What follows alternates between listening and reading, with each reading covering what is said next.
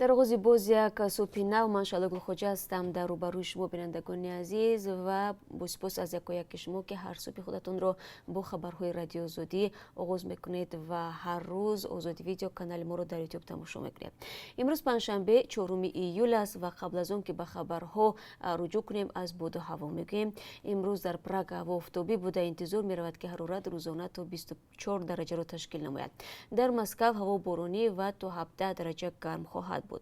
در سنت پترزبورگ نیز امروز باران میبارد و تا 16 درجه گرم می شود. در دوشنبه هوای کم ابر پیش بینی شده است. احتمال دارد که در دام روز گرمی به 36 درجه برسد. وزارت امور خارجه تاجیکستان گفته است قضیه محروم کردن خبرنگاران رادیوی آزادی از حق کار بی اساس و خلاف اتیکای روزنامه‌نگاری شرح داده می شود. گفته نشده است منظور وزارت بیانیه‌های سازمان‌های بین‌المللی است یا مطالب رسانه‌های تاجیکستان. اظهارات در حال نشر می شود که سازمان امنیت همکاری اروپا، کمیته دفاع از ژورنالیستان و رهبریت رادیوی اروپای آزاد، رادیوی آزادی از قطع اجازتنامه کاری خبرنگاری رادیوی آزادی در دوشنبه برای یوسفی اظهار نگرانی کرده. این خبرنگار 26 ایون بر روی آن از حجت کاریش محروم کرده شد که گویا در چند گزارش خود از حزب در تاجیکستان ممنوع نهضت اسلامی تاجیکستان نام برده است. وزارت در بیانیه رسمی از روز 3 ایول رادیوی آزادی را به انعکاس نادرستی واقعیت‌ها در تاجیکستان متهم کرده و گفته است که مواد انتشاری رادیوی اروپای آزاد به جای نشان دادن واقعیت حیاتی سیاسی، اقتصادی، اجتماعی و فرهنگی به خوانندگان و شنوندگان خبرهای از حقیقت دور یا بی اساس را پیشنهاد میکند. شیوه پیشنهاد این مطالب را وزارت ماجراجویانه و اغوا انگیز نامیده است. همزمان در اظهارات هیچ گونه مثال و نمونه مشخصی ذکر نشده است. این در حالی است که شماره خوانندگان و شنوندگان و بینندگان مطالب رادیو آزادی رو به افزایش داشته ماهی تا 5 میلیون نفر را تشکیل میدهد و دو مطلب اخیر آن در آزمون عمومی رادیو جایزه های بلندی کسبی گرفته.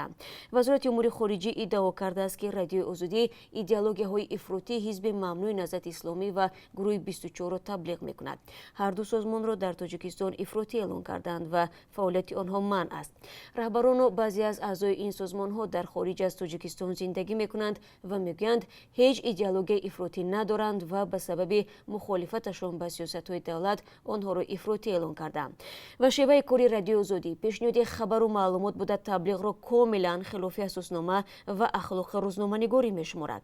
رادیو آزادی یک رسانه مستقل است که با مبلغ‌گذاری کنگره آمریکا و توسط شورای ناظرین پخش برنامه‌های خارجی فعالیت میکند. رسالت رادیو آزادی پیشبرد ارزش‌های دموکراسی است و هدف آن نشر خبرهای بدون سانسور، بحث‌های سازنده و مناظره‌های آزاد است.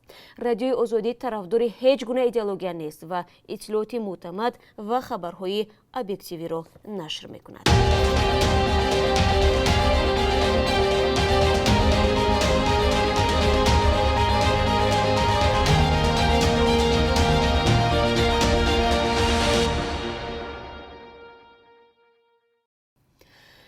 وزارت امور داخلی تاجیکستان حادثه به کامی آتش رفتن بازار مرکزی نویه همدانی ولایت ختان را شهر داد. عمر جانی عملی سخنگوی این نهاد در صحبت با رادیو آزادی گفت بر اساس سنجش‌های اولیه معلوم گردیده است که سبب سوختاری شب گذشته در بازار همدانی رسیدگی کوتاه ناقل‌ها بوده است.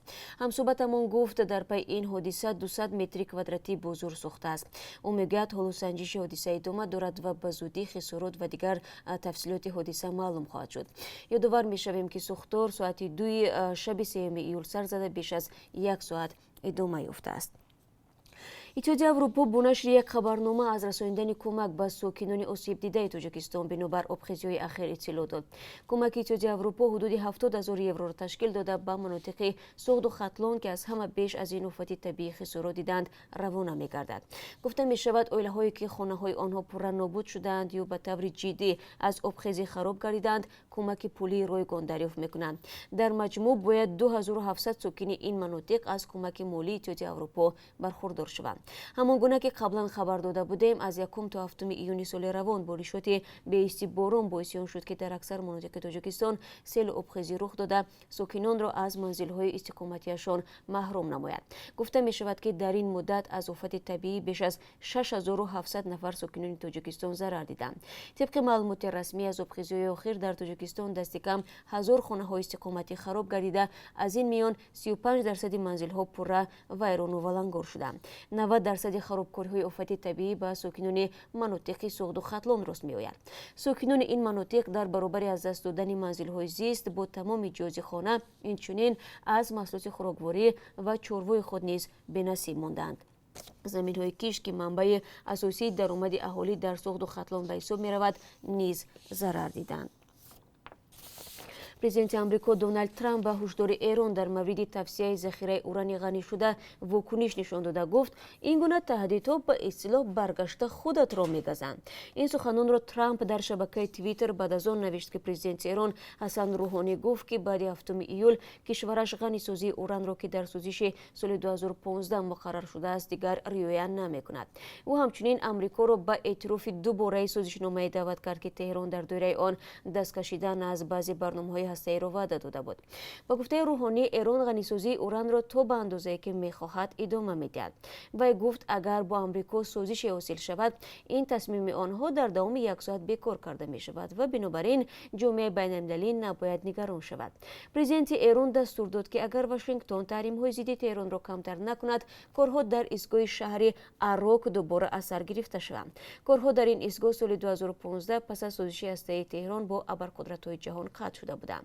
созмони энержии атомии Эрон 1 июл гуфт захираи урани ғанишудаи ин кишвар аз мизоне ки дар доираи сӯзиши соли 2015 иҷозат дода шуда буд зиёдтар шудааст. дар шаҳри Екатеринбурги Русия раҳбари ҷамъияти маҳаллии қирғизҳо Қамчибек Каримовро куштанд. афроди ношинос 2 июл ӯро дар назди хонааш паронданд. бино ба иттилои расонаҳои русӣ, ҳамлагарон ба шикам ва пои Каримов тирхолӣ карданд. дар ҳоли ҳозир маълум нест ки раҳбари ҷамъияти қирғизҳо бо кадом нави силоҳ кушта шудааст. ба гуфтаи шоҳидон, Каримов ҳангоми рух додани ҳодиса бо худ пули калон доштааст. узви Конгресси умумии русиягии қирғизтаборон Матмирзо Болотбеков дар суҳбат бо бахши қирғизии радиои озодӣ гуфт, ба назари ӯ Каримов мавриди ҳамлаи ғоратгарон қарор гирифтааст. ӯ як соҳибкор буда ва тиҷорат мекард. ба назари мо ӯро барои пул паронданд, афзуд ҳамсоҳбати радиои озодӣ. Қамчибек Каримов аз соли 2012 ба ин сӯ раҳбари ҷамъияти қирғизҳои Екатеринбург буд. дар солҳои баъд аз фурӯпошии Иттиҳоди Шӯравӣ, Мирасрори Фарғонӣ, хабарнигори собиқи радиои озодӣ ба унвони нахустин хабарнигори расонаи тоҷикӣ дар Ӯзбекистон расман сабти ном шудааст. ин хабарнигори тоҷикзабони кишвари ҳамсоя танҳо хабарнигори Ӯзбекистон аст ки узвияташ дар Иттифоқи журналистони Тоҷикистон барқарор карда шуд. аз замони беҳбуди робитаҳои миёни Душанбе ва Тошканд беш аз 2 сол гузашт ва ҳамакнун Вазорати кори хориҷии Ӯзбекистон бори нахуст аз замони касби истиқлол дар соли 1992 як шаҳрванди кишварро ба унвони хабарнигори расонаи мустақили Тоҷикистон сабти ном кард. Мирасрори Фарғонӣ ки дар гузашта хабарнигори бахши тоҷикии радиои озодӣ дар Ӯзбекистон буд, 2 сол қабл узвияташ дар Иттиҳоди журналистони Тоҷикистонро барқарор кард. ӯ рӯзи 3 июл дар суҳбат бо радиои озодӣ гуфт ки дар як ҳамоиши озодии баён дар шаҳри Душанбе ширкат доштааст ва дар суҳбатҳо аз он изҳори нигаронӣ кардааст ки то ҳол ҳеҷ яке аз расонаҳои давлативу хусусии Тоҷикистон дар Ӯзбекистон намояндагӣ надорад. вай афзуд ҳафтаномаи Фараш пешниҳод кард ки вазифаи хабарнигори нашрият дар Ӯзбекистонро ба зимма бигирад. ҳамроҳ ҳамуҷатҳои зарурӣ барои сабти ном дар Вазорати хориҷии Ӯзбекистонро ба Тошканд овардам. тақрибан баъд аз 2 моҳ вазорат маро расман ба қай гирифт ва ҳамакнун фаъолиятамро оғоз мекунам. нахуст аз пешниҳоди хабарҳо шурӯъ карда, сипас ба таҳияи матолиби таҳлил мепардозам, гуфту. ин хабарнигор мегӯяд ҳоло дар Ӯзбекистон вазъият тағйир ёфтааст ва таҳаввулоти бузурге сурат мегиранд. мегӯяд ҳарчанд таҳияи матолиби интиқодӣ ҳадафи аслии ӯ нест, вале бо пеш омадани ҳодиса ё раванде ки интиқодпазир аст, аз он сарфи назар нахоҳад кард. дар бозии финалии ҷоми ҷаҳонии занони футболбоз 7 июл дар Фаронса мунтахабҳои Амрико ва Ҳолланд рӯбарӯ хоҳанд шуд. дирӯз дар шаҳри Лион дар қуввозумоии нимафиналӣ занони футболбози Ҳолланд дастаи Шветсияро бо ҳисоби 1-0 шикаст доданд. як рӯз пеш аз он дастаи мунтахаби Амрико Англияро бо ҳисоби 2-1 ноком карда буд. коршиносон пешбинӣ мекунанд ки дастаи занонаи футболбози Амрико дар қуввозумоии ниҳоӣ пирӯз мешавад, зеро дар соли 2011 дар Япония ҷои дуюмро ишғол намуда дар ҷоми ҷаҳонии соли 2015 15 جای اول را کسب کرده است. دسته هلند باشد برای اولین بار در فینال جام جهانی فوتبال اشتراک خواهد کرد. ولی فوتبال است و کسی دقیق نمیتواند بگوید که روز 7 ایول بازی چگونه رنگ میگیرد. و بینندگان عزیز توجه کنید به یک اعلام. رادیو آزادی آزمون بهترین ویدیو رو زیر عنوان دهه من آغاز کرده است. خوشمندان باید در یک نوار 1 دقیقگی دهه خود را به جهانیان نشان بدهند. از طبیعت، آدمان، زندگی، مشکلات، همه چیز عجیبی دهه خود در این نوارشان نقل کنند. این نوار باید به یک سوال پاسخ بدهد که چرا جهانیان باید دهه شما را ببینند. نوار خود را بینندگان عزیز می توانید با واتساپ، ایمو، تلگرام طریق رقم‌های 420 724 05 39 59 و یا 420 724 05 66 81 و یا صفحه رادیو آزادی برایمان بفرستید. مهلت قبول نوارها تا 1 سپتامبر سال 2019 مقرر شده است.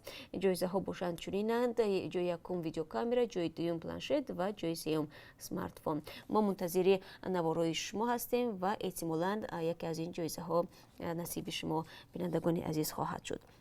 و اکنون از قرب اسعار خارجی برای امروز میگیم که از سوی بانک ملی تعیین شده است. $1 9.43 درهم است، €1 10.65 درهم و 1000 روبل روسی برابر با 148.30 درهم، یعنی کمتر از روزهای پیش.